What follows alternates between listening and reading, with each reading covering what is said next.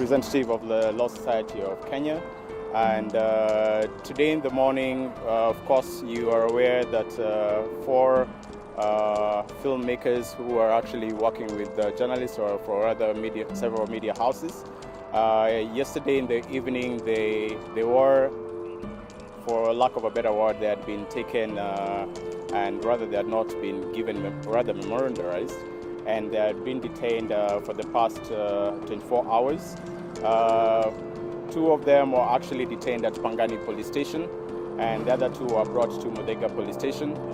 And the courtesy of the media houses and other advocates and also some friends from the law enforcement were able to give me further information as far as the reasons why these individuals had been taken. And from the perusal of the OB, it seems that they were likely going to be charged with the publication of false information. We're yet to know the particulars on why these charges do exist.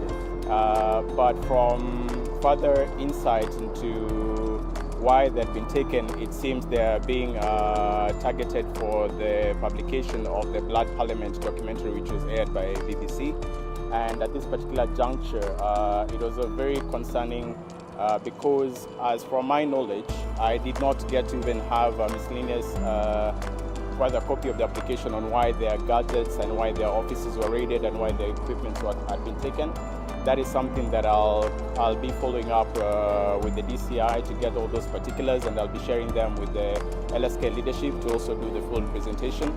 We cannot be in a society whereby the police act unjustifiably without following due process, and also the fact that they had been taken and their statements had been taken without any advocates present. That's abuse of their own rights in that respect. But that notwithstanding, I'm just pleased for the actions from the support I received from the Law Society of Kenya, and also from the media houses and friends from the people who had been detained. It's been a difficult past 12 hours, but fortunately they're here. I just want them to get some rest and perhaps now be able to ensure that their rights can never be curtailed again. Yes. Well, this is a combined effort from members of the Law Society of Kenya and the media houses. But as of yesterday in the evening, when I received a call from the editor-in-chief Nation Media Group, I was able to follow up on this particular arrest all the way to Pangani police station. I personally called the regional commander, Mr. Seda, who I shared the phone names of the people who had actually been arrested, and we do know their location, and also the assistance from Commander Mutua from Pangani police station. Both those two officers are the ones who were able to help me get the information where these people were being detained. I was able to ascertain that Nicholas and Brian were currently at Pangani. I took a brief few minutes to talk to them to ascertain that they were actually not injured. But during the conversation, I learned that the offices had been raided, the statements had been taken without any counsel present. And further after that particular meeting, now I was able to ascertain whether the two individuals who are here in Muthaiga. I came, I saw them. This was about, I believe, 1 a.m. in the morning. And fortunately, same scenario. And now I'm just glad that they've actually been released. Yes, they have been released on free bond. There's no capital which has been demanded.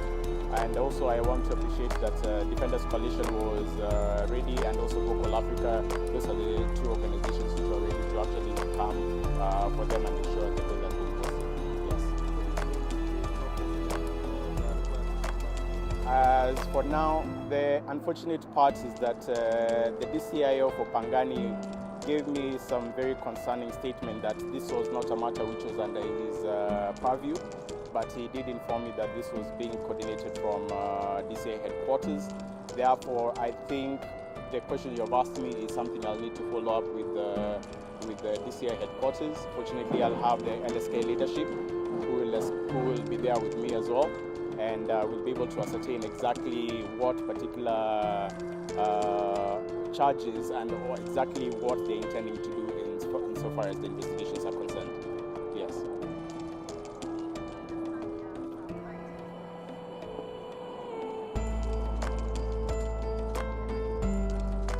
No, that is also something else that I am strongly going to follow up come Monday.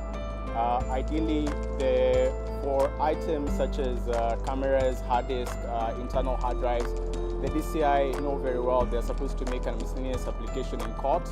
They go get a court order and they confiscate all those mobile phones and things like that.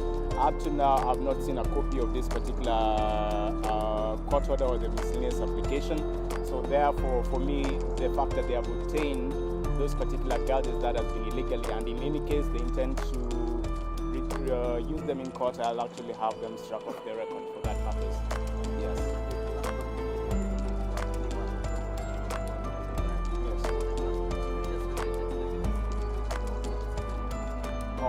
At this particular moment, I don't want to be prejudicial in any case, but of course, the links is that it's because these particular filmmakers, they are tied up in providing documentary evidence for the documentary.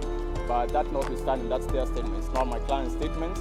And whatever statements that have been obtained, that was actually obtained illegally. They should have been informed that they had right to counsel, and they should have been present when they're recording those particular statements. Yes.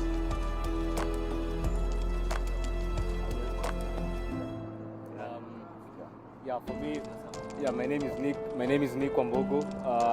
For me, it's just short. I just want to say I'm happy for the guys who came through. For sure, definitely friends came through. Relatives came through. My family came through. My sister came through. My brother came through, and my dad came through. And pretty much everyone who was concerned, all the WhatsApp groups that shared our arrest. Yeah, I want to just say thank you for that. That's okay, as you can see. Not really. I mean, we just don't the first public